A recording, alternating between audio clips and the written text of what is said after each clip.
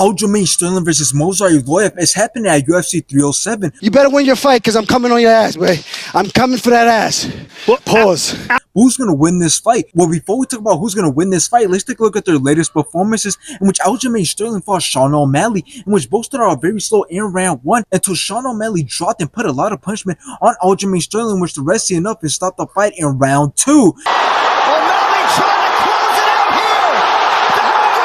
After this, Aljamain Sterling went on to fight Calvin Kattar at UFC 300, in which Aljamain Sterling took control of the whole entire fight with his wrestling, grappling, and ground game, and he ended up taking it by decision. Now let's take a look at Movsar Evloev's latest performances, in which he fought Diego Lopez, in which Diego Lopez robbed Movsar Evloev in round 1, but then Movsar Evloev brought it back, had a lot of ground control, outlanded Diego Lopez, and he ended up taking it by decision. Movsar Evloev!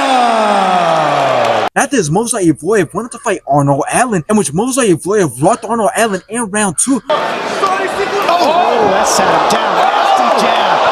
Movsar Evloev's wrestling, grappling, and striking was great, won every single round, and he ended up taking it by decision. Now this fight is a 50-50 fight, and both men need to win this fight because Aljamain Sterling just entered the featherweight division and he beat Calvin Kattar by controlling the whole entire fight with his dominant wrestling and grappling, which put him into the ranks as he's now ranked number 8. So if he beat Movsar Evloev, who's ranked number 6, not only would he climb up the ranks, but he will also be seen as a very dangerous opponent for the entire division. And if Movsar wins, well then the UFC have to treat him right by either giving him the winner between Ilia Topuria and Max Holloway, or his next fight has to be for the #1 contender. So now let's talk about how this fight is going to go. Well, it doesn't get any closer than this, so it's going to be really hard to predict how this fight is going to play out, since you got Aljamain Sterling, who's known for his dominant wrestling and grappling, and the same goes for Movsar Evloev. So if the fight ever comes to that, which I believe it will, it's going to be a very competitive fight. But I believe that Movsar Evloev does have an edge when it comes to fighting on feet, since he looks to be the sharper and quicker striker. So if the majority of the fight takes place on feet, I do believe that Movsar Evloev will take the win in that realm. So in the end, my final prediction is that Movsar Evloev will do way better than Aljamain Sterling on the feet. So I do see him outperforming and outlanding